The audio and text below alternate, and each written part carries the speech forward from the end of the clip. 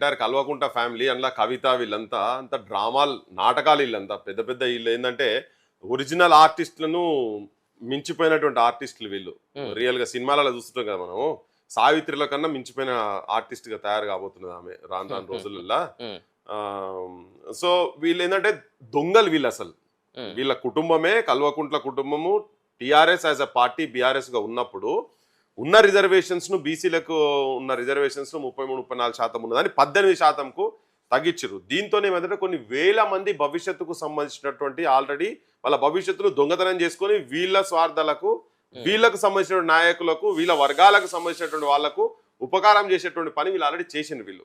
So అందుకే దొంగలు అంటున్నాం. ఉట్టిగానే ఆమె అబండాలు వేసినందుకు కాదు.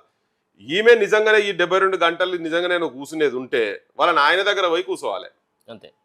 అయ్యా నువ్వు ఇట్లా చేసినావని. ఇంకోటి ఫస్ట్ ఈమెకు అసలే అర్హత లేదు. ఎందుకంటే ఎంతో మంది బీసీ నాయకత్వాలను బీఆర్ఎస్ టిఆర్ఎస్ పార్టీ ఈమె రాకముందు కూడా పార్టీలో ఉన్నప్పటి నుంచి ఉన్నటువంటి వాళ్ళను మోసం చేసి వాళ్ళకు రావాల్సినటువంటి హక్కులను కవిత అయ్యా కేసీఆర్ బిడ్డ మీద ఉన్న ప్రేమతోటి గుడ్డి ప్రేమతోటి అది చెవిటిదంటావా గుడ్డిదంటావా మూగదంటావా ఏమంటావా ఆ ప్రేమతోటి అందరినీ తొక్కి పడేసి ఒక్క కవితను మాత్రమే పెట్టి కవితకు యాడ వీళ్ళందరూ మహిళలంటోళ్ళను కూడా దెబ్బతీసి మహిళలు యాడ ఈమెకన్నా ముందు వరుసలో ఉంటారేమో అనే ఉద్దేశంతో మంత్రివర్గంలో కూడా తీసుకోకుండా మహిళలను కూడా తీసుకోకుండా పెట్టినటువంటి సిచ్యువేషన్స్ కేసీఆర్ చేశాడు.